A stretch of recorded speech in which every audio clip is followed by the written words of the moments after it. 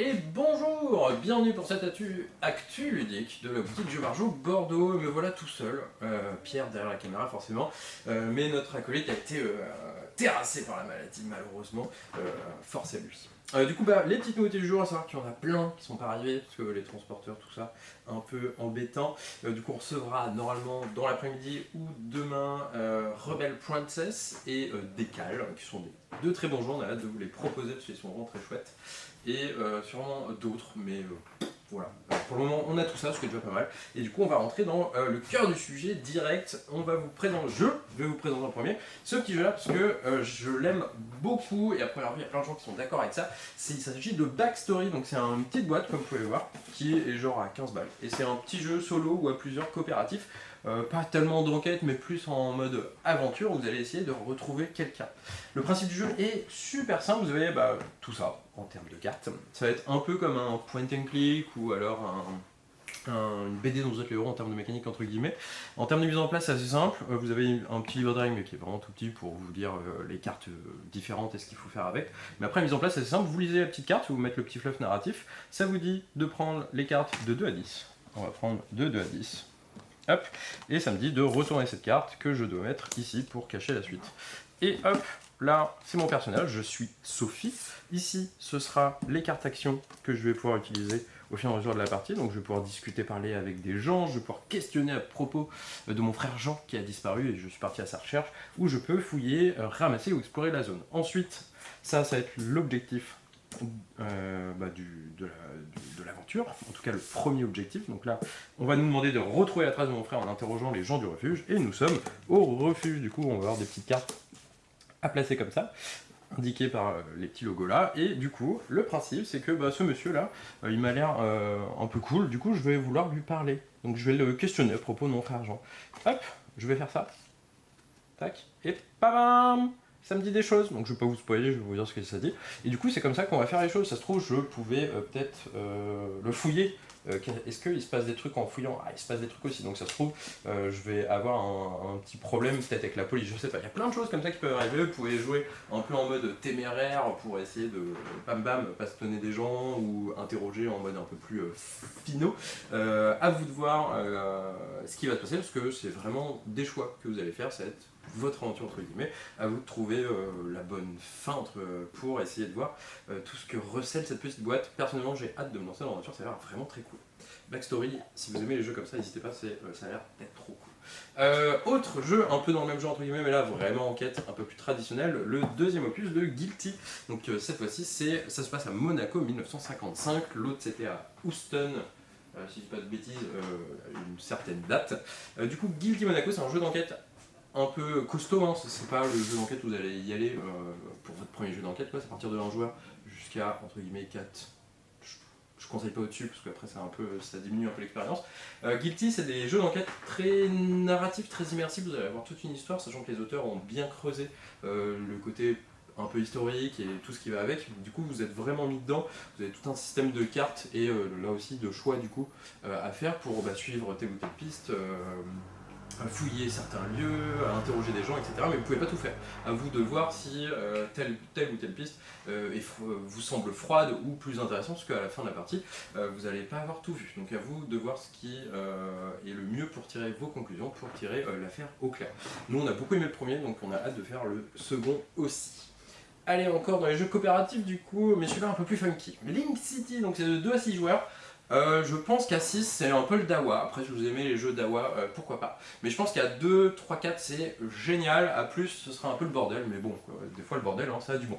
Alors, Link City, qu'est-ce que c'est? C'est un petit jeu de pose de tuiles, un peu entre guillemets à la Carcassonne ou à la Dorf romantique. Vous allez poser les tuiles au fur et à mesure de la partie pour construire ensemble un plateau de jeu qui sera ici une ville. Chaque tuile représente un quartier, un bâtiment, du genre une prison, un parc, un hospice, un hôtel, une supérette, etc. Parce que nous allons être des urbanistes un peu dans cette idée-là.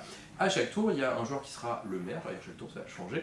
Ce maire-là va poser 3 petits plots à côté des tuiles qui ont déjà été posées, et lui de son côté, il a pioché 3 nouvelles tuiles qu'il va associer à chaque plot. Donc il va associer une tuile à chaque plot, mais secrètement, parce que les autres joueurs vont devoir deviner quelle tuile il a associée à tel plot, parce que on estime que la prison c'est bien de la mettre à côté de l'hôtel de police, par exemple, ou maison close, c'est bien aussi de la mettre à côté de la prison.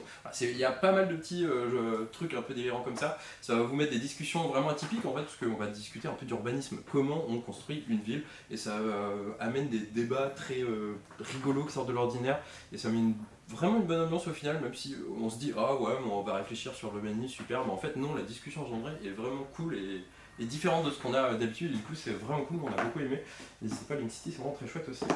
Hop, un petit microgame, parce que nous on est très fans, le microgame Room 25, donc du célèbre jeu Room 25, la grosse boîte, chez Matago, parce que le microgame c'est chez Matago aussi, à savoir. Room 25 c'est un jeu du coup 2 joueurs ici, 1 contre 1, il va falloir que le premier joueur a trouvé la clé et la bonne salle pour gagner la partie. Chaque joueur va avoir un deck de cartes qui représente les pièces qu'on va traverser au fur et à mesure de la partie.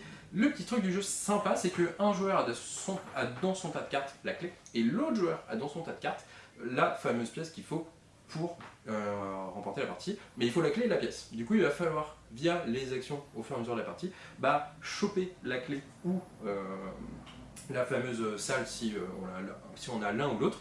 En termes de gameplay, c'est assez simple. Autour du jeu, vous allez pouvoir regarder quelques cartes du dessus de votre pioche, vous allez pouvoir en mettre en dessous, vous allez pouvoir aussi la retourner, et si vous retournez une carte, vous faites l'effet. Alors attention, il ne faut pas y aller trop à l'aveugle non plus, parce qu'il y a des salles qui ne sont pas vraiment cool, parce que si vous perdez, si vous mourrez dans une salle, dans un piège immonde, c'est fin de partie, c'est l'autre joueur qui a gagné, tout simplement. Du coup, c'est un petit jeu où vous allez avoir une petite prise de risque, un petit peu d'anticipation au niveau de votre pioche pour trier, pas mal de petites choses comme ça, des petits coups fourrés, donc vous allez pouvoir mettre un peu le doute à l'adversaire, c'est vraiment très cool aussi en termes de sensation de jeu.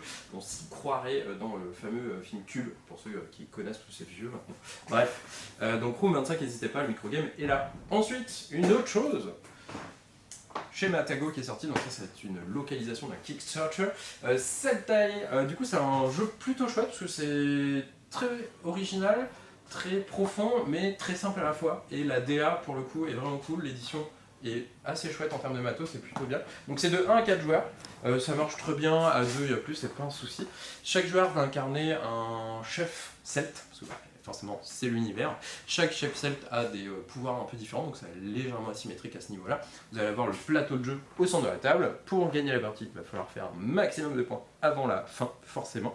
Et première originalité du jeu, c'est comment on fait des points. En fait, sur le côté, déjà, vous avez 8 cartes qui sont ici, piochées parmi beaucoup, donc toutes les parties seront vraiment différentes.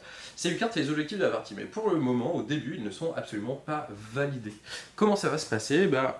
Les joueurs vont jouer chacun leur tour en faisant des actions, en faisant tourner un petit pion ici sur cette roue. J'expliquerai après. Et dès que ce pion passe ici, un des joueurs qui a le pion, un certain pion, va choisir de prendre un pion progrès ici et de le mettre sur un objectif qui va le rendre actif pour la fin de la partie. Du coup, c'est les joueurs au fur et à mesure de la partie, au fur et à mesure de leur stratégie, qui vont dire cet objectif, moi je veux qu'il soit valide maintenant, pour la fin de la partie, comme ça, moi je fais plus de points pour les autres pour le coup. Donc les autres vont devoir un peu faire attention à cet objectif qui vient d'être activé pour la fin de la partie. Et du coup, ça va se déclencher au fur et à mesure, parce que la fin de la partie, c'est dès que tous les pions au progrès ont été posés sur ces cartes-là. En plus de tous ces moyens de faire des points de victoire, vous allez avoir sur le plateau pas mal d'autres moyens, parce que les actions sont entre guillemets 5, vous en avez 4. Vous allez pouvoir construire des petits fortins, ça va vous donner des bonus et des points. Pour ça, il va falloir défausser des cartes en fonction de l'emplacement coloré où vous mettez votre petit fortin. Vous allez pouvoir choper des nouveaux ouvriers, mais surtout former des druides, ça vous donne aussi des points de victoire. Les druides vont être une unité assez cool, c'est une unité assez joker pour les emplacements. Vous allez pouvoir ici reconstruire sur les fortins et avoir accès à ces cartes-là en défaussant des cartes toujours. Et ici, vous allez pouvoir combattre les envahisseurs romains, parce que, forcément. Et pour ça, vous allez gagner des points de victoire et utiliser votre force militaire. Chaque joueur a un petit plateau ici. Et on a pas mal de petits pions comme ça colorés, parce que chaque action, en fait, vous demande une certaine couleur de petits ouvriers comme ça. Donc à votre tour de jeu, c'est assez simple, vous avez le pion qui est là, soit vous le déplacez d'une case et vous gagnez 1 de force militaire, soit vous le déplacez de 2 cases, vous ne gagnez rien, soit vous le déplacez carrément de 3 cases et vous perdez 2 ou 3 points de combat. À ce moment-là, vous faites une des 2 actions qui est ici, et avant, vous allez pouvoir intervertir un de vos ouvriers avec un de ceux qui est là pour vous arranger, parce que cette action, vous allez la faire un genre de bonus par rapport au nombre de petits bonhommes colorés que vous avez qui correspondent à l'action choisie. Du coup, ça va être tout un petit jeu comme ça où il va falloir faire attention quelle action je veux prendre en fonction des ouvriers que j'ai, en fonction des ouvriers que j'ai de dispo via le petit échange. Du coup, vous avez beaucoup de possibilités. C'est pour ça que le jeu est quand même assez initié, voire un poil plus, mais pas non plus trop, parce qu'il y a 4 actions, donc c'est pas non plus ça, mais c'est juste le fourmillement de moyens de faire des points de victoire qui est vraiment très sympa, qui va vous forcer à vous faire des petits dilemmes, des petites réflexions tout au cours de la partie, et du coup c'est vraiment chouette. Moi j'ai hâte de tester ça aussi, parce que vraiment fou. Et la DA est vraiment chouette aussi. Ça aide. Dernier jeu de société qui n'est pas vraiment une nouveauté, mais quand même qui est assez notable, c'est Diamant, parce qu'il a été en rupture pendant un petit moment. Maintenant, le voilà de retour en stock avec un petit relooking, comme vous pouvez voir. Donc, Diamant, le célèbre jeu de stop ou encore un des vachement plus connus, on nous demande tout le temps, toujours, donc c'est dire. Du coup, il est revenu en boutique, c'est dispo et c'est tout joli, tout neuf, remis au goût du jour. N'hésitez pas. Et le dernière chose, la sortie jeu de cartes à jouer et collectionner de la semaine, Horizon du Moderne 3, extension assez attendue. Donc nous avons les boosters de jeu et les 4 decks Commander.